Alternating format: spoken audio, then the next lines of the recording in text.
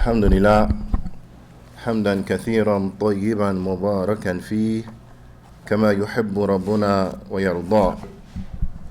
أشهد أن لا إله إلا الله وحده لا شريك له وأشهد أن محمدا عبده ورسوله صلوات الله وسلامه عليه. أما بعد، جزاكم الله خيرا. May Allah subhanahu wa ta'ala reward the organizers and the brothers who helped in putting this conference and series of talks together. Alhamdulillah ala ni'matil islami wa sunnah. All praise and thanks belong to Allah for guiding us to Islam and for guiding us to the sunnah. This is a ni'mah bila shak wa bila raib. Bithnillahi ta'ala. Before we begin, there is a slight issue that I wanted to speak about, but in that, bithnillahi ta'ala, it will establish a good foundation, meaning a reminder for us of our foundation as individuals who are striving to cling to the Quran and the Sunnah of Mustafa sallallahu alayhi wasallam as understood by the Salaf of this ummah.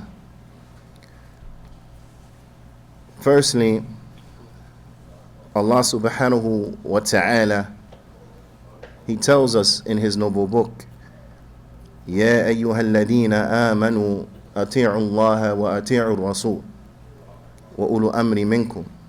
O you who believe, obey Allah and obey the Messenger and those who are in authority over you. Allah subhanahu wa ta'ala, He goes on to say, فَإِن تَنَازَعْتُمْ فِي الشَّيْءِ, and if you differ in anything, فِي شَيْءٍ, in anything, فَرُدُّوهُ إِلَى اللَّهِ وَرَسُولِ, so return it back to Allah and to the Messenger, وَالرَّسُولِ, and to the Messenger. And this is our foundation, that whenever there are differences of opinions, whenever there is a difference in a matter of the deen, then we return it back to Allah and to His Messenger, so to get the ruling. Na'am. Allah subhanahu wa ta'ala, He tells us, in kuntum tu'minuna billahi wa yawmil akhir, that is, if you truly believe in Allah in the last day. That if we truly believe in Allah in the last day, then we return our affairs when we differ back to the book of Allah and to the sunnah of the Prophet sallallahu alaihi wasallam, as understood by the Salaf of this ummah. This is Salafiyyah. Allah Ta'ala, He says, ذَلِكَ خَيْرٌ, this is good. ذَلِكَ خَيْرٌ, this is good. Meaning, in every which way, shape, and form, that you will find in this good. وَأَحْسَنُ تَأْوِيلًا, and this is the best of final determinations. And this is our way. This is our methodology. This is our foundation. So with that being the case, we also see, as Allah Ta'ala, He says elsewhere in His noble book, فَلَا وَرَبِّكَ, and no, N-O, by your Lord, لا يؤمنون حتى يحكموك فيما شجر بينهم. They do not believe until they utilize you, O Muhammad sallallahu alayhi wasallam, as a judge in those things, those issues that arise amongst between them. Those issues in which individuals, they are differing about its ruling, its application, so on and so forth. Then we return it back to the sunnah of the Prophet sallallahu alayhi wasallam, وَطَبْعًا عَلَى فَهْمِ السَّلَفِ أُمَّةِ, and of course upon the understanding of the Salaf of this ummah. Allah subhanahu wa ta'ala, He describes that this is the way of the believers. And some of the ulama, they mention, as relates to this ayah, they say that if something comes up, if something comes about, and you find in yourself any type of discrepancies, and you find within yourself any type of differing as relates to what Allah Ta'ala mentions next, then go back and check your iman.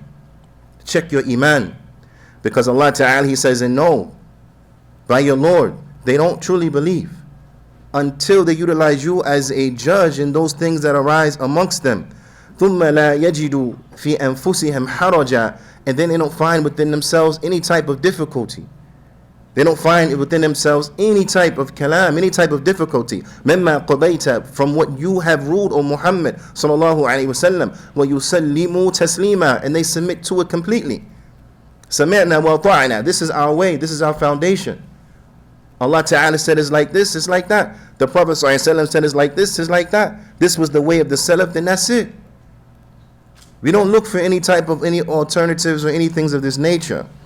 Allah subhanahu wa ta'ala, He says elsewhere in His book, وَمَا كَانَ لِمُؤْمِنٍ وَلَا مُؤْمِنَةٍ إِذَا قَضَى اللَّهُ وَرَسُولُهُ أَمْرًا أَن يَكُونَ لَهُمُ الْخِيَرَةُ مِنْ أَمْرِهِمْ, that it is not befitting for a believing man nor for a believing woman that when Allah and His Messenger have ruled on an affair, that they have any type of say-so as relates to that. They have nothing to say, no option except to hear and obey. There is no let's talk about it. No, Allah Ta'ala has ruled, this is the way it is. The Prophet sallallahu alaihi wasallam has ruled, this is the way it is. وَمَنْ يَعْصِ اللَّهَ, and whoever disobeys Allah wa Rasulah and His Messenger, فَقَدْ ضَلَّ ضَلَالًا مُبِينًا, and whoever has disobeyed Allah and whoever has disobeyed the Prophet sallallahu alaihi wasallam, then they have gone astray. ضَلَالًا, what's to the extent that they have gone astray? They have gone astray, and they're going astray is mubinan, it's clear. It's not hidden, it's not hard to see, it's not hard to recognize, but they have gone clearly astray. So I'm saying all that to say that, one, this is our way, this is our foundation. But two,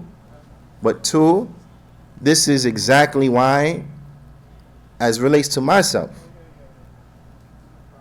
that I am not in agreement in any which way, shape, or form with an institute like the Institute of Yaqeen, who will promote and advocate for Muslims. And there are many calamities of Yaqeen, but this is not the time so as to go through their issues, but we'll mention one as a clear example so you understand where I'm coming from.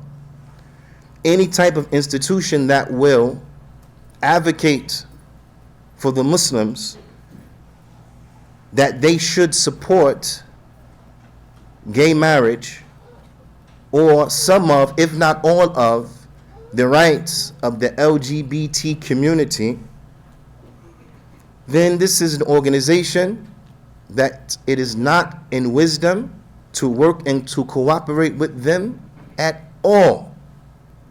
So I do not agree with those who cooperate with them. I do not agree that in it there is wisdom, because it is not, in my opinion, from my estimation, it is not from wisdom. How could it be from anything except confusion? If one voice says, okay, another voice says, they don't even say anything in opposition to it. So where is the clarity? From our methodology is clarity, wuduh. This is just an example. So for me, no, I don't agree with that institution, nor do I advocate for it, nor do I condone anyone being a part of it. For whatever wisdom that they may see with it, that's their wisdom that they see. I don't agree with that. I don't agree with that. And I feel that I have the right to say I don't agree with that. Because some people, they think that it is reserved to have an opinion, is reserved for some and not for others. Some individuals, they are beyond reproach, and everyone else, they are open for criticism. I don't believe that. That is not my way. So I don't agree with anything of that nature. So let that be known, let that be said, let that be clear. Any subsequent question that may be related to that issue or anyone dealing with that, you already have my answer. Correct? Or no? Is that clear? Or is it ambiguous? Is it clear? Walden, right? All right. So you know my stance. Anyway, we live in a time of tremendous trials and tribulations. The Prophet ﷺ, he told us it was going to be like this. وَمَن يَعِشْ مِنْكُمْ فَسَيَرَى اخْتِلَافًا كَثِيرًا. Whoever lives from amongst you, they're going to see much differing, much ikhtilaf. فَعَلَيْكُمْ بِسُنَّتِي وَسُنَّةِ الخُّلَفَاءِ الرَّاشِدِينَ الْمَهْدِيِّينَ مِنْ بَعْدِي. So it is binding upon you to stick to my sunnah and the sunnah of the rightly guided khulafa after me, to the end of the hadith. So we know that there's going to be a lot of differing, and thus we are witness to much differing in the deen. The Prophet ﷺ, not only did he tell us what was to come so that we may be prepared for it and act accordingly when we see it, and be upon the guidance in which he has given us and directives that he has given us so as to navigate it, but he has also told us the end result of those individuals who came before us so that we may take a lesson from it, so that we don't fall into what they have fallen into, and so that we know how to maneuver when people of our time also fall into the likes of these things. And from that is that the Prophet ﷺ, he said, إِيَّاكُمْ وَالْغُلُوء فِي الدِّينِ.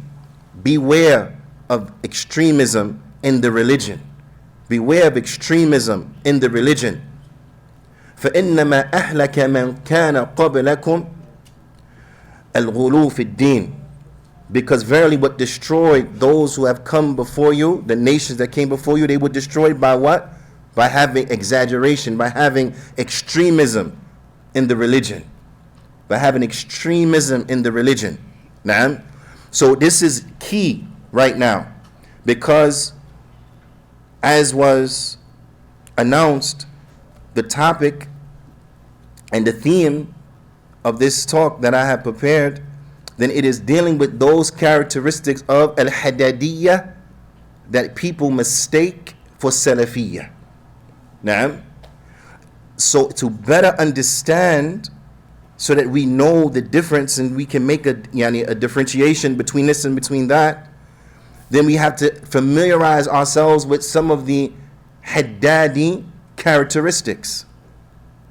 So I want you to understand very clear, and this is a continuation of lectures and of talks that I have done in the past on this very same topic, certain traits and characteristics of the Haddadi. So I want to make it clear that the characteristics that I'm mentioning, these are Haddadi characteristics.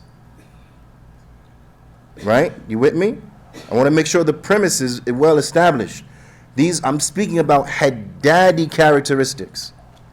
So when you find these same characteristics prevalent amongst some people who say that they are Salafi, then know that they are afflicted with Haddadi characteristics. But that these characteristics have nothing to do with a Salafiyyah. Nothing to do with a Salafiyyah at all. But because of so many individuals who openly proclaim Salafiyyah, because they have been trialed and tested and afflicted with some of these characteristics, people have mistaken these characteristics and have taken it for Salafiyyah. That makes sense? Okay. So, one of the known characteristics of the Haddadiyah, then it is al-ghulu fi din, the extreme, the extremist. They have extremism in the religion. This is a characteristic that is a hallmark of the Haddadiyah, of those who are the followers of al-Haddad. Al-Haddadiyah nisba ila Mahmud al-Haddad al-Masri. Haddadiyah, they are called the Haddadis, right? Because they are linked to Mahmud al-Haddad, the Egyptian. So this is why they're called Haddadi. Now, and this is not a connection or a nisbah that we have given them. This is that in which ulama before us, ulama who we are just following in their footsteps, have given them and what they have called them. Haddadi. So this is why they're called Haddadi, because it links back to this group. Because and it's very important to know, some individuals learn just enough to get themselves in trouble, but they don't know enough to fully understand. Right? So when it comes to someone say, but there's no such thing as Haddadiyah. Who mentioned a group called Haddadi from the ulama of the past? In reality, they stem from this group and that. Ya subhanallah. Is it your estimation that you're the only one that knows this? Do you not know that way before this, Muhammad al-Jami explained to us the origin of this particular man and where they came from? So it's known what they are. But because of the nature and because for clarity's sake and so on and so forth, so as to make it known to the people, and because of their clear connection and linking back to this particular individual, this is why the ulama call them al-Haddadiyah, because they link back to Mahmud al-Haddad al-Masri. Naam.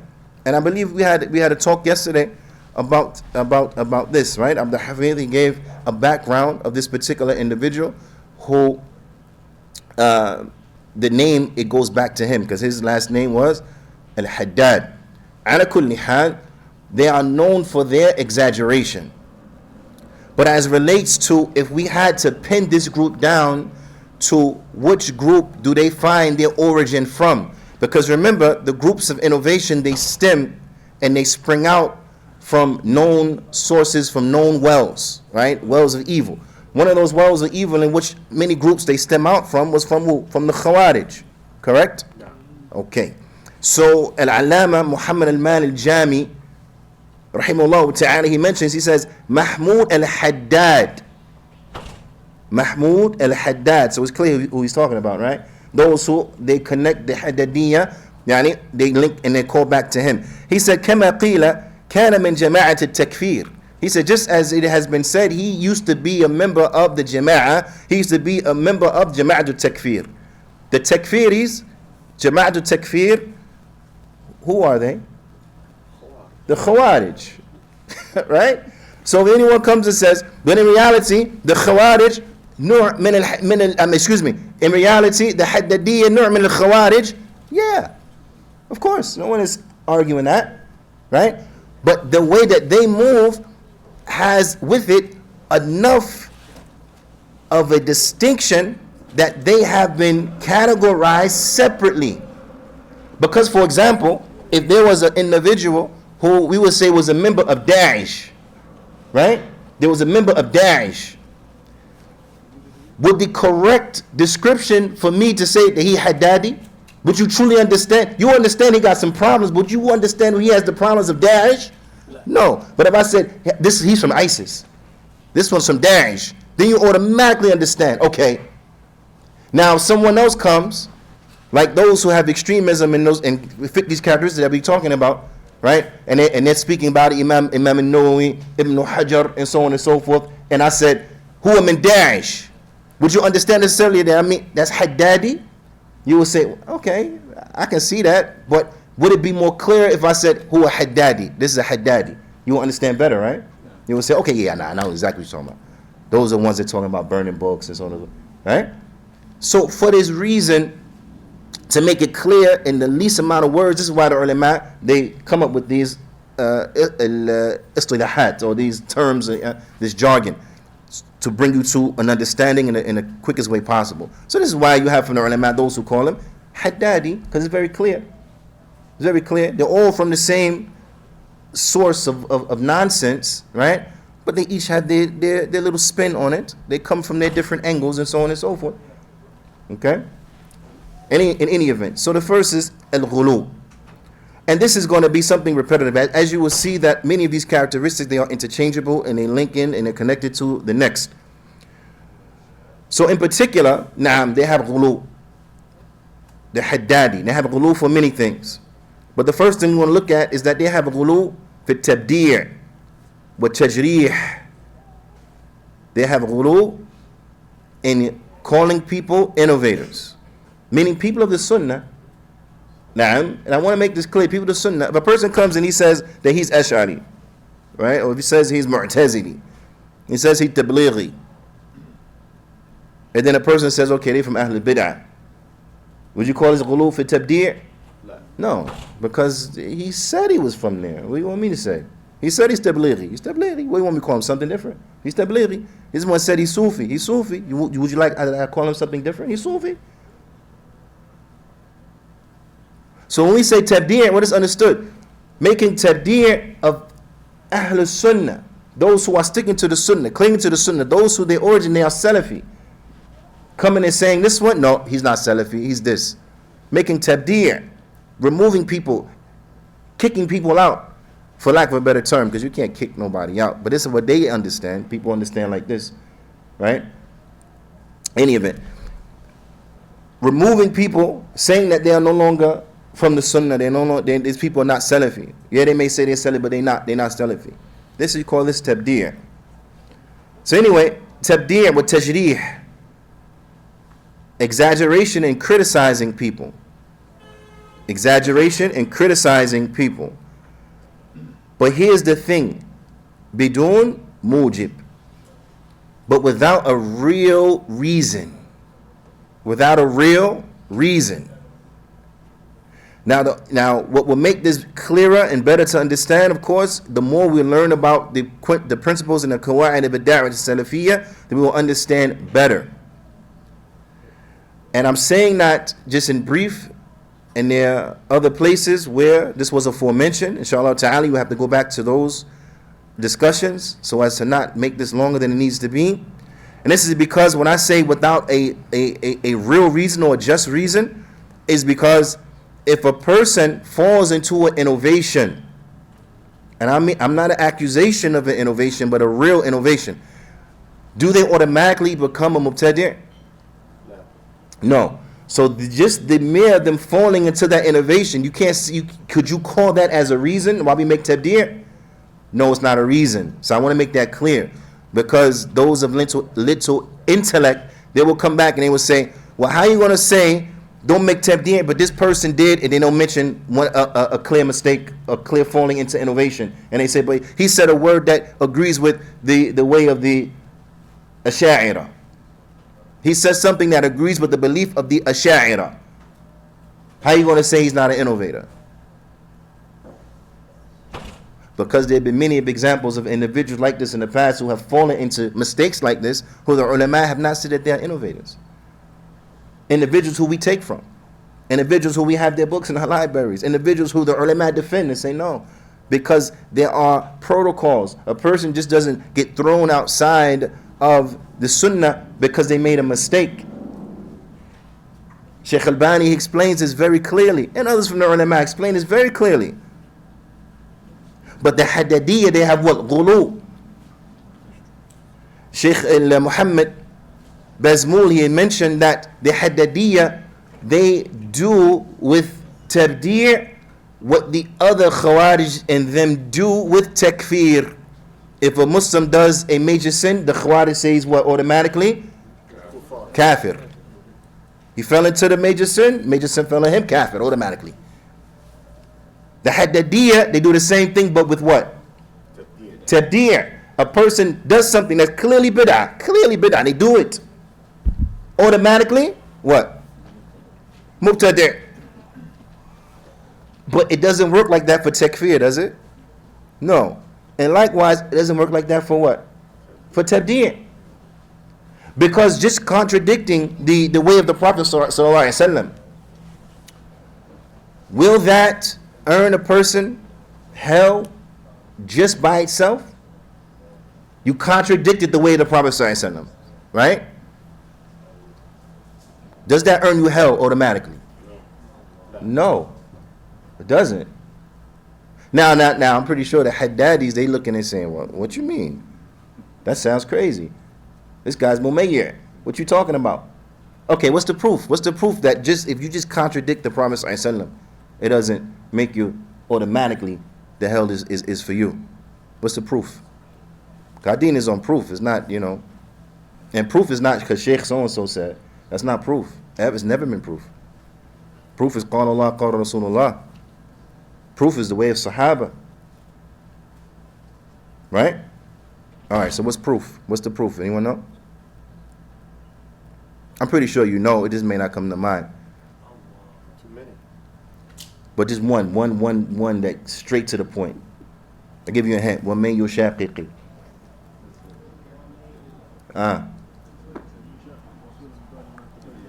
وَمَن يُشَاقِقِ الرَّسُولِ مِن بَعْدِ مَا تَبَيَّنَ الْهُدَى. What's the proof from that right there, that verse?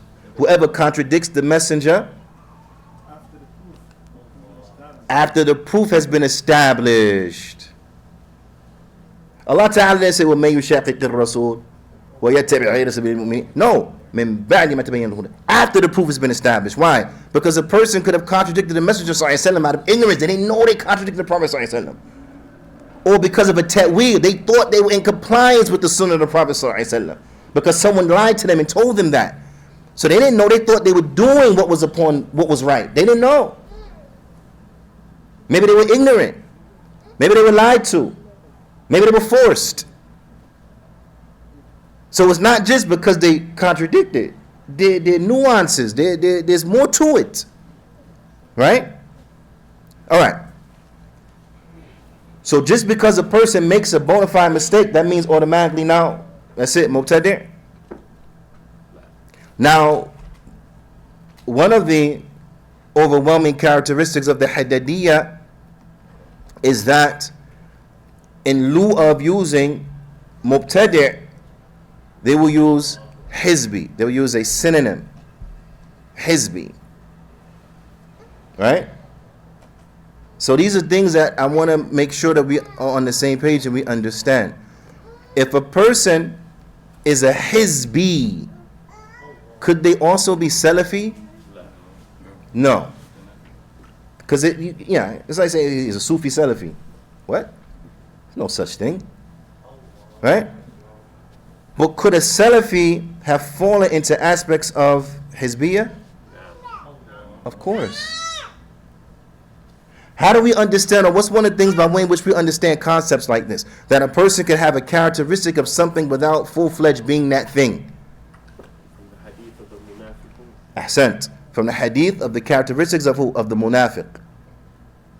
Just because a person becomes verbally abusive and when they quarrel, does that mean that they're munafiq? No, that means they have a characteristic of nifaq. But doesn't mean that they're a munafiq. So a person can have a characteristic of something without being full blown out that particular thing. But you see, and you have to bear with me because as I mentioned, there are so many things that are interconnected and so many things that will come to mind that I didn't prepare for. So those who are taking a list of the characteristics, I apologize. But another characteristic of the Haddadiyah, which is a characteristic of the Khawarij, is that things are black and white. But the Khawarij, Iman is one thing. Either you have it or you don't. Right? Same with the Murji'ah. It's just that it translates into different outcomes. One say you have it or you don't. It can go away like that and that's it. The other one say if you have it, either you have it or you don't. But if you have it, can't nothing affect it. You always have it forever and that's it. Of course, there are two extremes.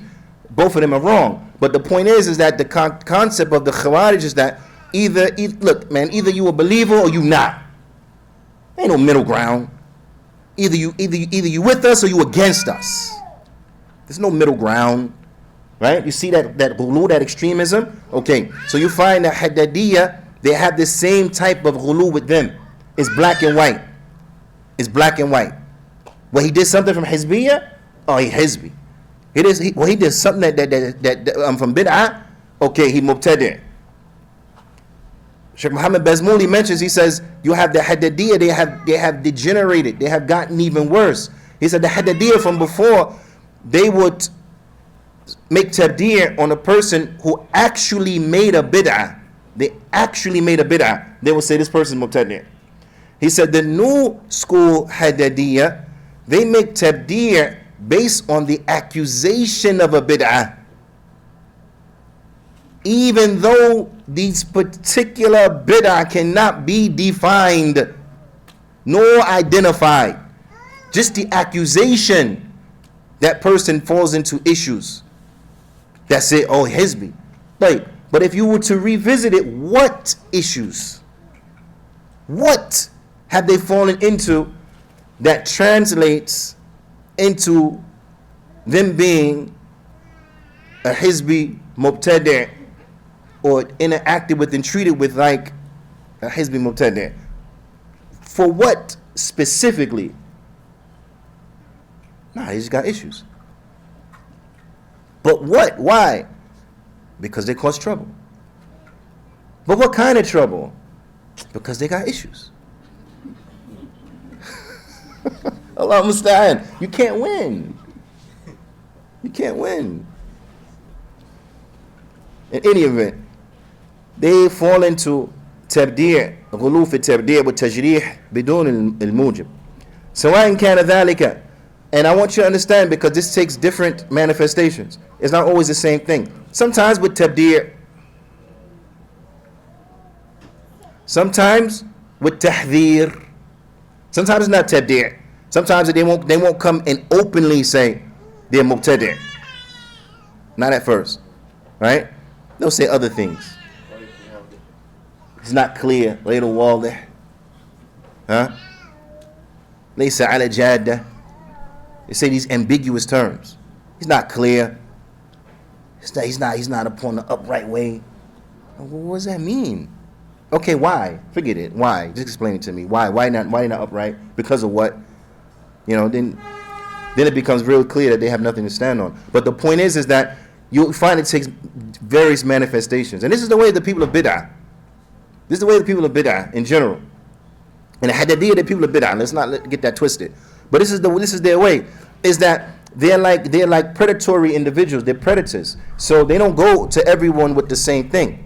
They go to you what they know that they can get away with you, and they'll talk to you in terms that they think that you will accept. Then they go to others with ways in which they know they can get away with them and talk to them in terms that they can accept. So they may come to you, for example, and they may hint at something, and they may go to someone else who they feel that he's in their circle, and they have dominance over him, and they'll be clear with something, right? So they'll come to you and they may say he's not clear. They'll go to another one and say he's a hizbi. You understand? They'll go to you and say, oh, he has weird affiliations.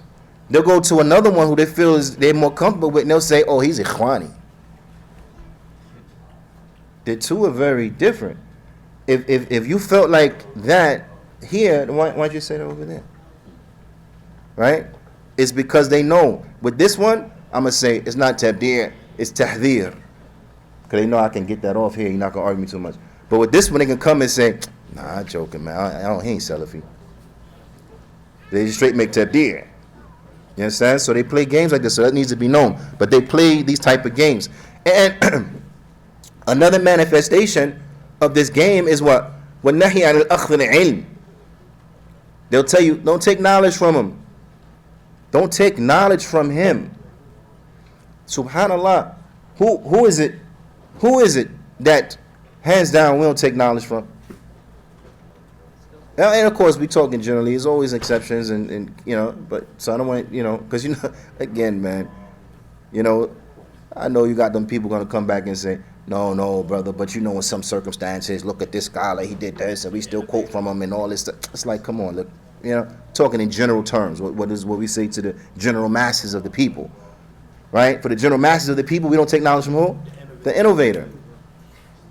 In general terms, the general masses of the people, we don't take knowledge from the innovator. Correct? Okay. Are there certain nuances is that for the ulama, students of knowledge, researchers? Yes. But we're not talking about that. We're talking about the general masses of the people. Okay? You with me? All right. So, if you come and you say, for example, Sheikh Abdul Razak al-Badr, hafidhahullah ta'ala, they'll say about him, what? Don't take knowledge from him. Okay.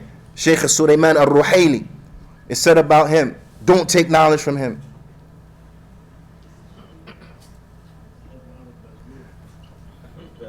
I'm not even going to go on the list. We be here to the rest, Juyaanee. The list so long, and every day it get more. You understand? No, really. Sometimes some people, you say, man, tell me what's wrong with me. You know what? It's going to be quicker if I tell you what's right with you. Really, sometimes it's like that. Subhanallah, Allah musta'an. But the list goes on. But I'm just saying, we're going to use him as an example. Okay, don't take ilm from him. Why?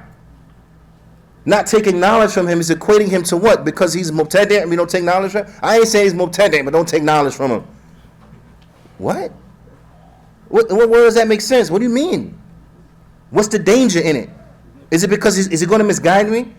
Is it going to point me to strange opinions?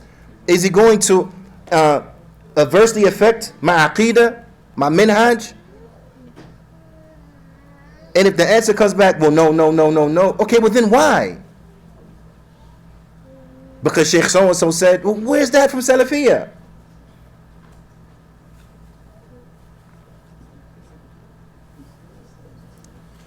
Nowhere.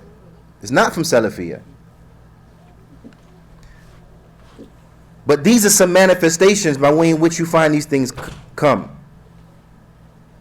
But it is not just that. The original Haddadiyah, and these individuals, I know these individuals very well.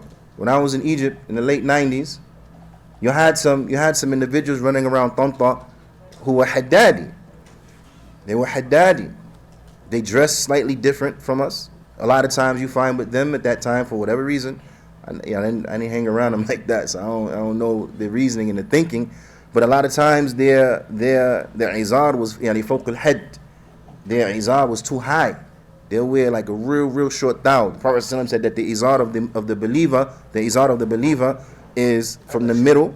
Is from the middle of his calf down, to the top of the ankle, or like this. They don't go below the ankle. So you have the what you call it? You have the limit. It can't be under the ankle, and it shouldn't be above the middle of your calf.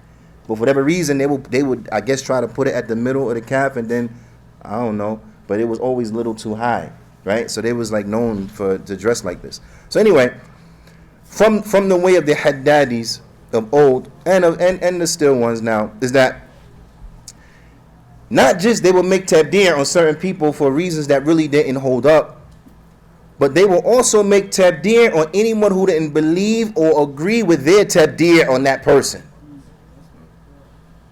So they will come and they will say, Imam ibn Hajar, with us he's Ash'ari Mubtadi'. What do you say? I will say, no, he's Salafi Sunni. But he said, he can make a mistake like anyone else. But he's Sunni, as Sheikh Albani mentioned. Is there any proof historically that the Hujjah was established against him? No. The environment in which he lived in were not these opinions well known and so on and so forth? Yes. The origin and everything, and the vast majority of what he called to, they did not comply with the Salafiyyah? Yes. So if a person who is clear from their origin, from their works, that they are Salafi, but they come up in an environment that is filled with a whole bunch of crazy stuff, is it inconceivable that maybe they get afflicted with something unbeknownst to them? Because it's so prevalent, it's so well known. It's conceivable. Right? I look like I lost you. That makes sense? You with me? Huh? Okay. So anyway, so the ulama, they say, no, he's Sunni. He's not. He's from the ulama of Ahlul Sunnah. But if you said that, they'll turn around and say, okay, then anta mubtadi'. They'll say, okay, then you a mubtadi'. We say he's mubtadi', you don't say he's mubtadi', then you mubtadi' too. That's how they take things.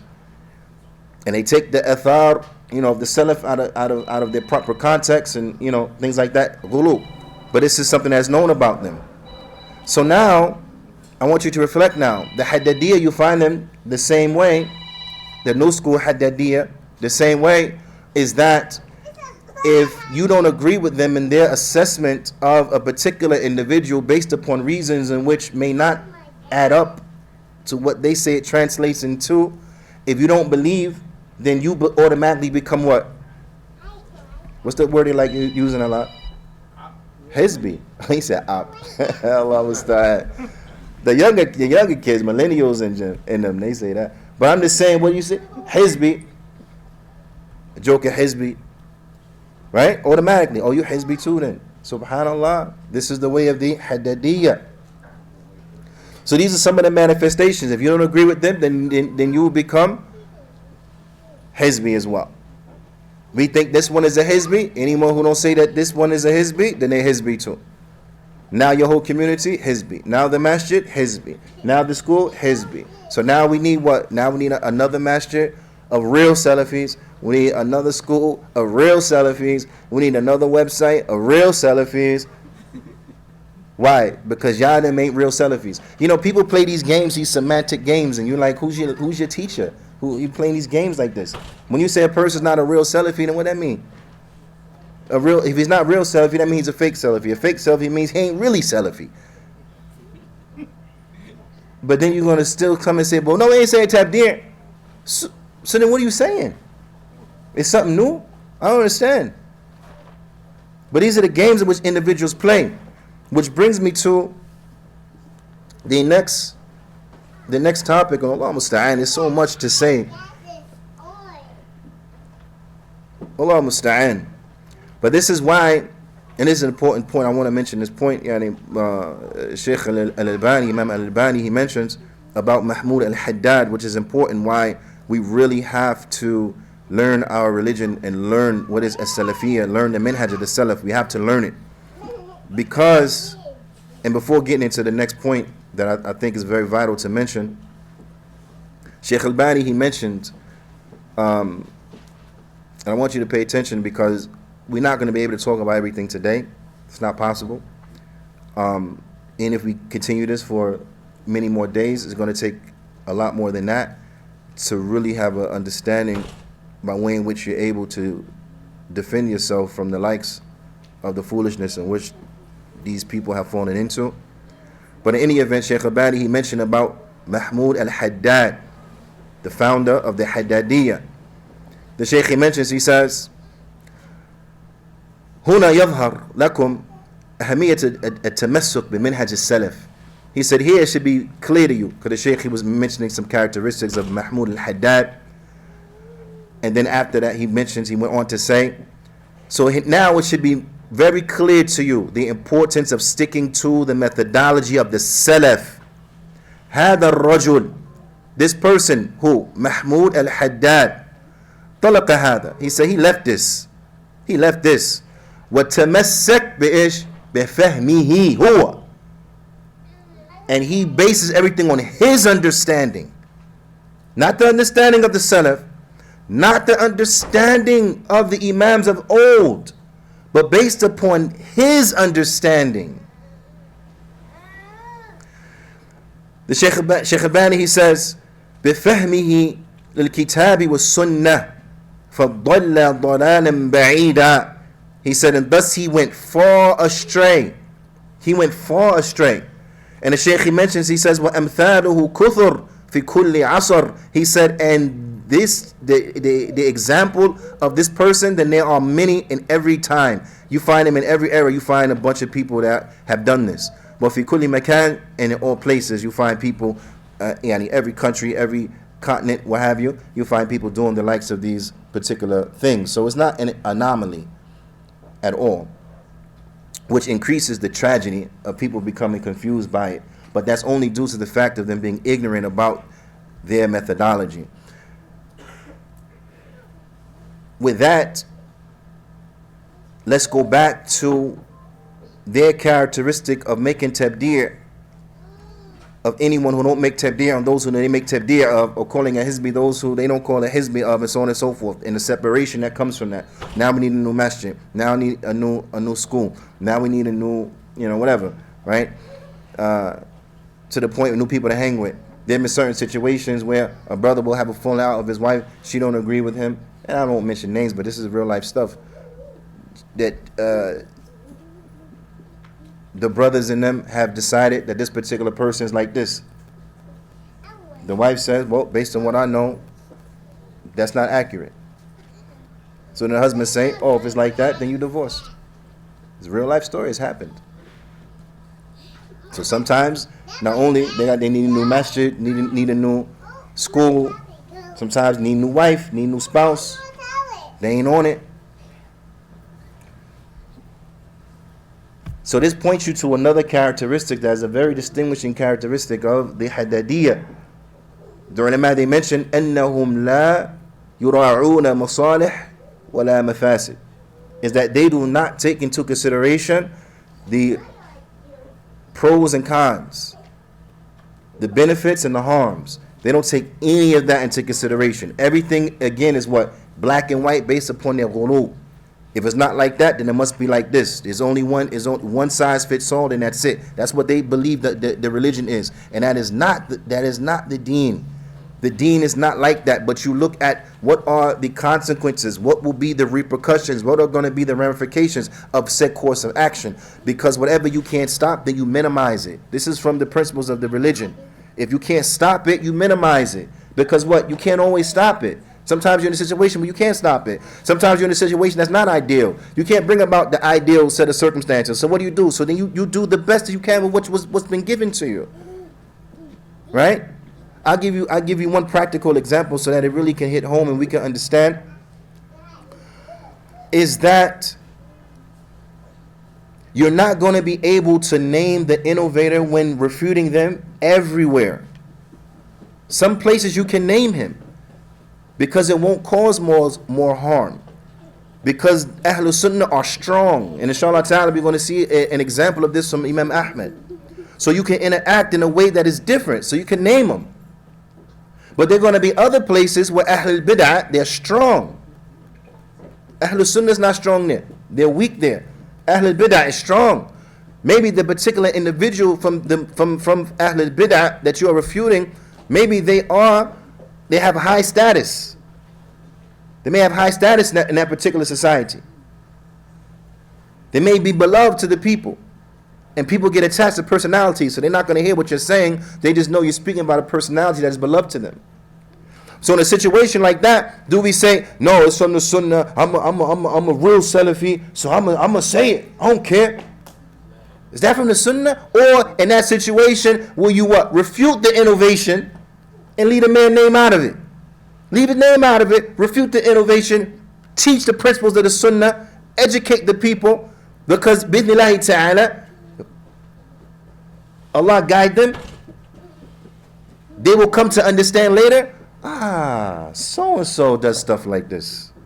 No, we can't. Right? But it is like, for example, sometimes people get a better lesson when they see for themselves. Sometimes people, you can't tell them. They're not going to hear it. It may push them more in the other direction. So if you know this is a situation, then what? Then you talk to them so that they can see it for themselves. But you just don't tell them straight up. Why? Because the situation is not conducive for that. There are other people who, if you tell them and hint things to them, it will enrage them. It will make them mad. Because they'll say, I like it straight. Just tell me straight up. Don't beat around the bush. Just tell me. So an individual like that, will you speak by proxy or will you speak directly? You'll speak directly.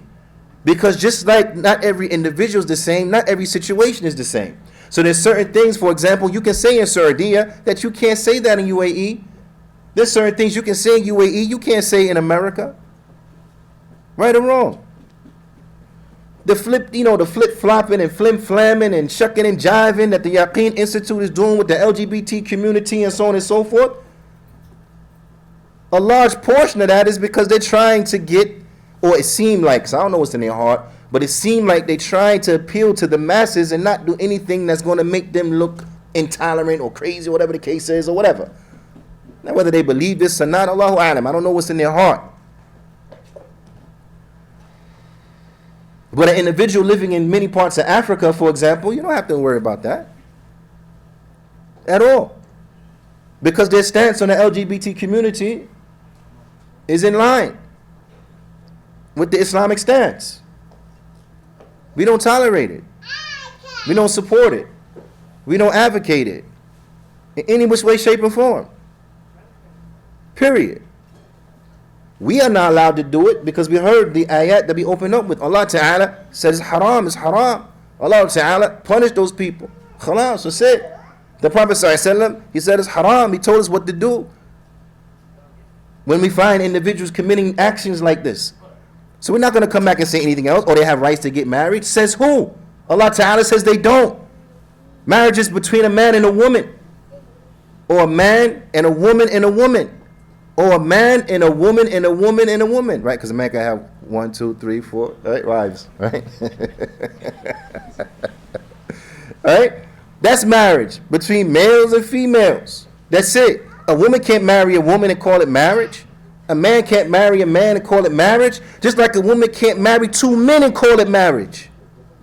She can't say, oh, them treat them my husband. What? Not in our religion. Not in our Sharia. You can only have one husband. How come he can have four? Because Allah says so. It's very simple. If you want to go through the wisdom, then we can talk about some of the wisdom and the benefits you get from that legislation. But why? Because Allah said so. That's why. What do you mean? We don't question that. That's like a person coming and saying, how come Fajr is 2 raka'at? Because it is. How come Dhuhr 4? Let's make it 3. No, it's 4. Why? Because it is. Very simple. That's it. In any event. So that's why we don't play those type of games when it comes to these type of things. But anyway, the Haddadiyah, going back, they don't look at the harms and the benefits. It is from the religion that the repelling or the repelling of an evil, it takes precedence over the bringing about of a good. Right? You with me? What shows you that what? Things are not black and white. Sometimes you can't do this, so you have to fall back and do that. What's an example of this? As it comes in the hadith of our mother Aisha. Well, you have to look at the consequences and the outcome. When the Prophet ﷺ, he told to her, I'm like trying to give y'all hints. No, I didn't hear it. What did you say? No, not that one. It has to do with the Kaaba. That there are certain times when you can't do certain things due to what it may result in. Although you may have a reason or it may be legitimate for you to do it. But if it could potentially lead to harm, then you don't do it. So sometimes you will hold back from doing something that is good, righteous, and right. Why? Because it may translate into harm, where people may not understand given the situation. Was it dealing with the foundation of the Kaaba? It was dealing with the Kaaba. When he wanted He wanted to rebuild it. He wanted to break it down and rebuild it, put in 2 doors so people can come and people can go. But he told our mother Aisha that if your people were not new to Islam, I would do this. But he didn't do it. Why? Because they were new to Islam. So if he did that, they wouldn't understand, which may cause them to do what? Leave Islam. So he didn't do it. You look at the harms and the benefits. What another situation where we learned from the deen. SubhanAllah. Another one is that another example of sometimes something can be legitimate, but due to what it may result in, you can't do it. Is linked to the false deities, the false gods. Destroying their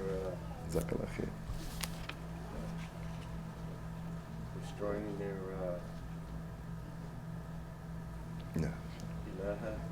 Not destroying it, but what? Allah Ta'ala forbids us from doing something.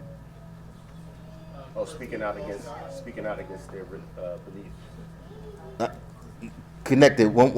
In the back said what? Cursing or verbally abusing their deities. Now I'm saying both are saying the same thing, right? Verbally abusing their deities. Allah Ta'ala, He tells us, وَلَا تُسُبُّوا, do not speak ill. الَّذِينَ يَدْعُونَ مِن دُونِ اللَّهِ. Don't speak ill, don't verbally abuse, speak in disrespectful terms about those who are called upon other than Allah. Why?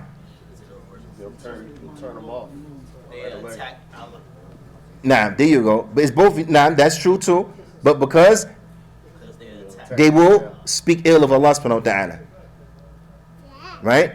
So you speaking ill of their false deity will cause them to in turn what? Speak ill of Allah subhanahu wa ta'ala. Now, so you, in essence, have become the reason that they spoke bad about Allah, because you verbally abused their false God, and in retaliation, then they verbally spoke bad about Allah subhanahu wa ta'ala, right?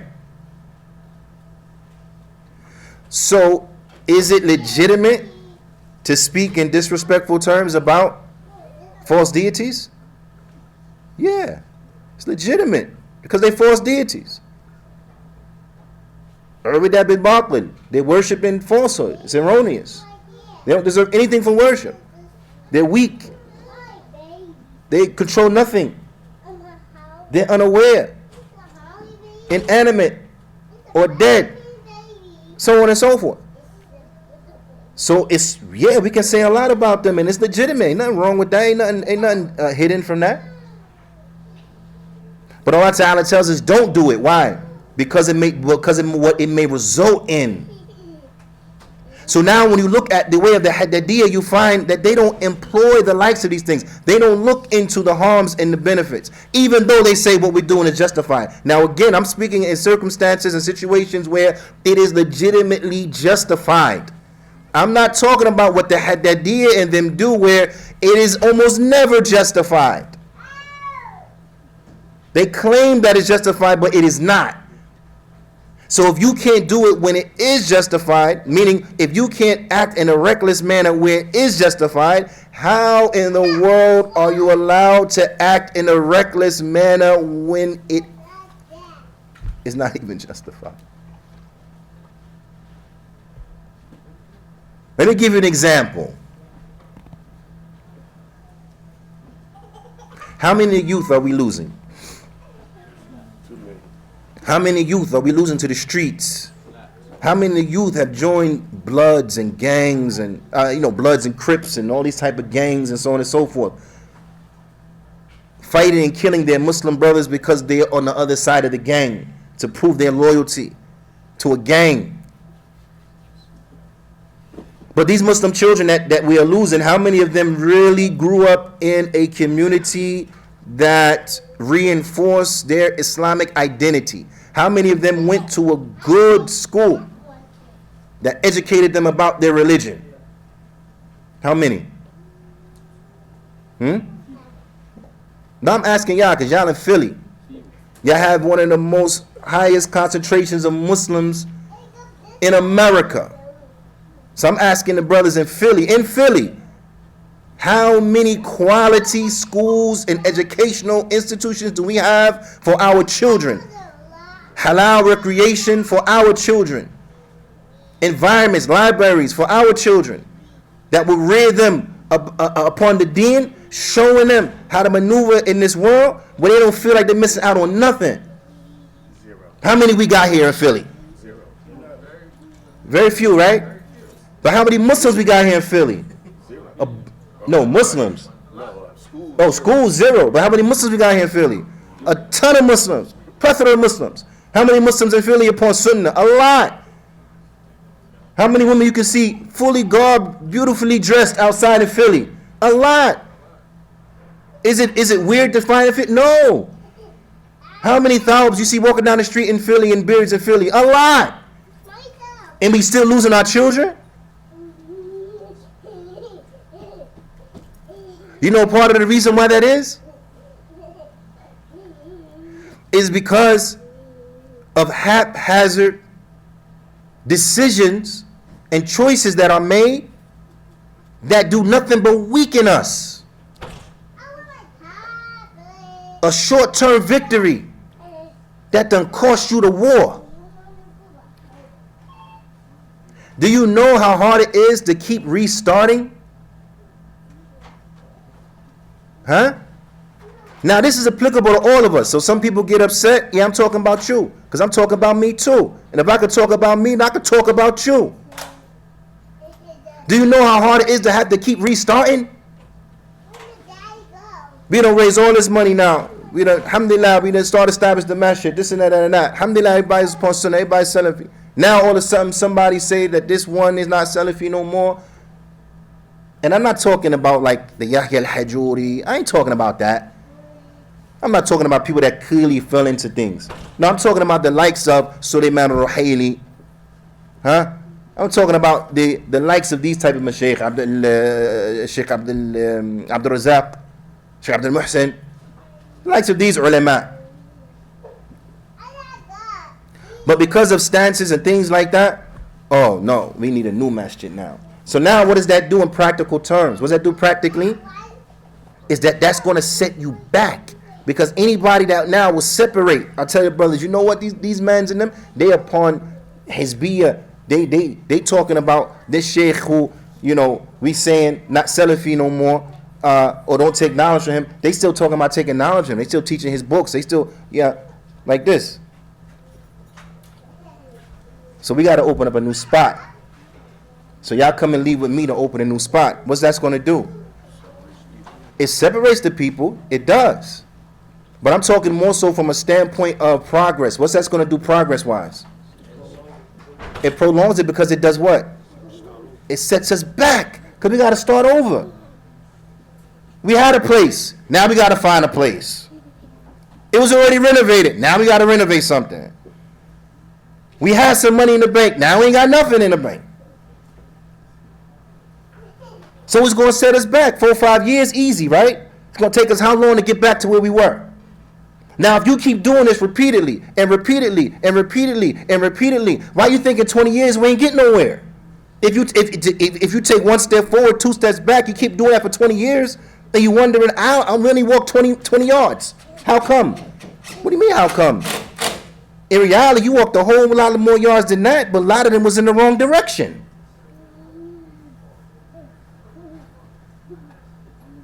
But all of this comes from being reckless. All of this comes from not looking at the harms and the benefits.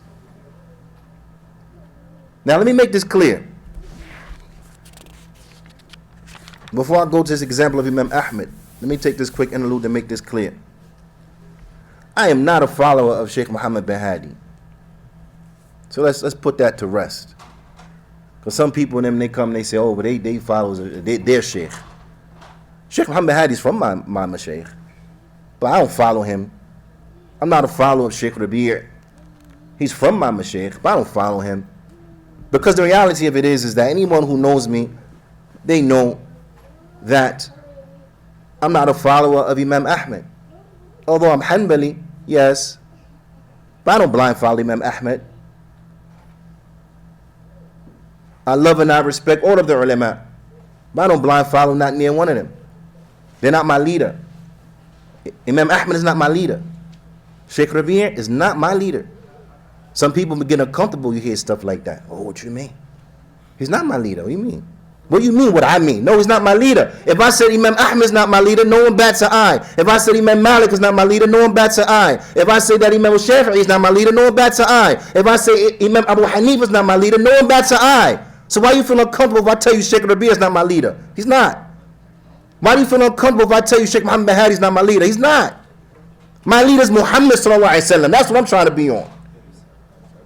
If that's not what you want, then I ain't on what you want. Muhammad sallallahu alaihi wasallam.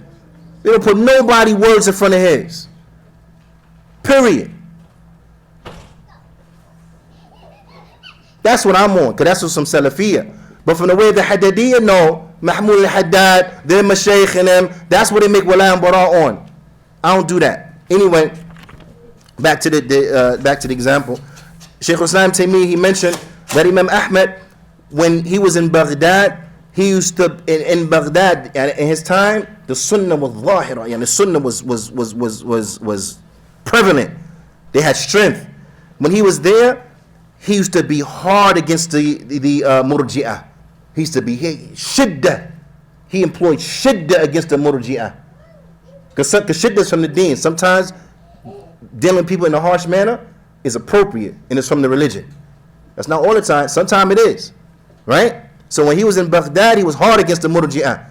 But the same Imam Ahmed, rahimahullah ta'ala, when he went to Khurasan and to other places, he was not hard against the Murji'ah. Why? Because the people of the Sunnah there were weak. So it wasn't from wisdom to be hard against them there. See, in in Baghdad to be hard against them, it was a good lesson. It helped them come back to the truth.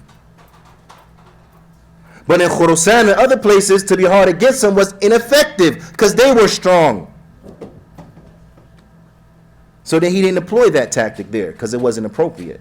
Because he looked at the harms and the benefits.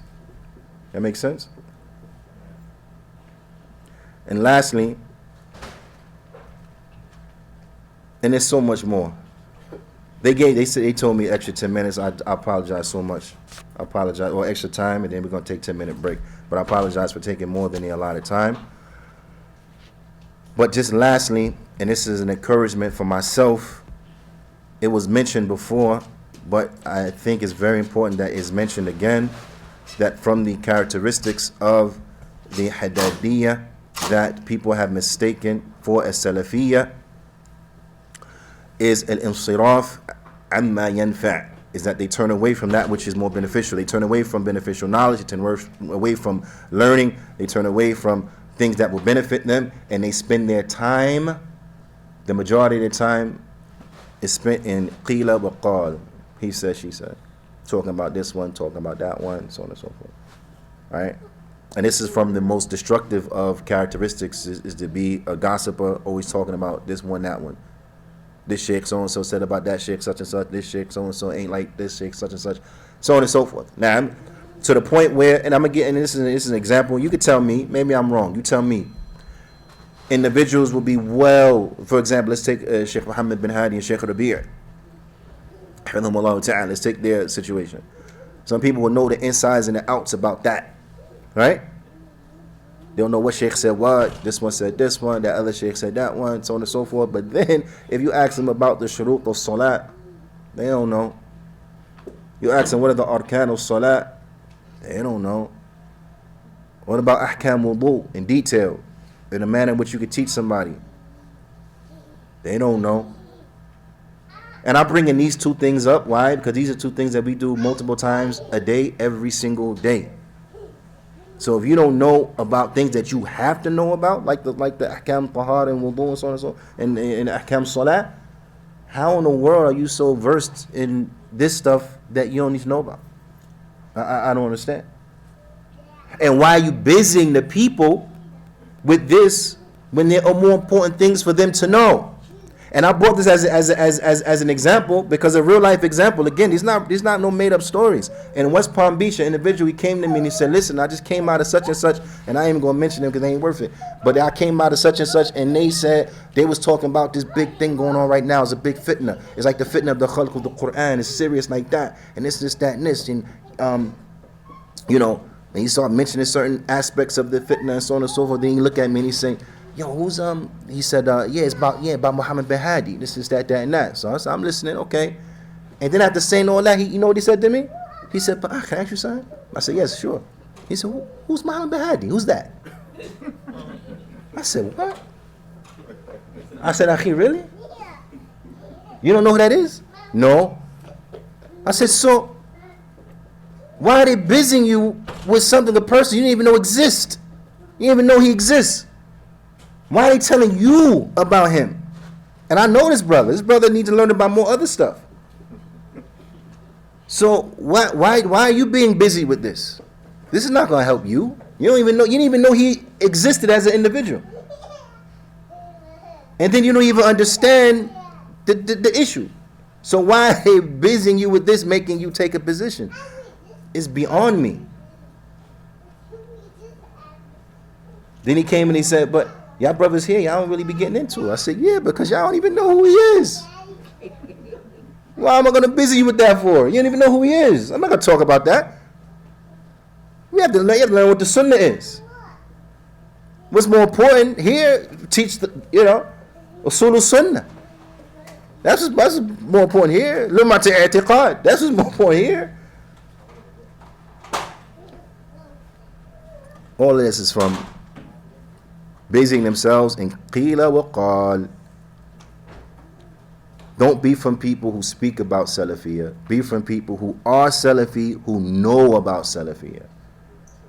That's very, very, very important. And again, I even scratched the surface really of a lot of what I wanted to mention. But bi'ithnillahi ta'ala, there will be other opportunities later on down the line that they will be mentioned. bi'ithnillahi ta'ala. فنكتفي بهذا القدر وصلى الله وسلم على نبينا محمد وعلى آله وصحبه أجمعين وجزاكم الله خيرا.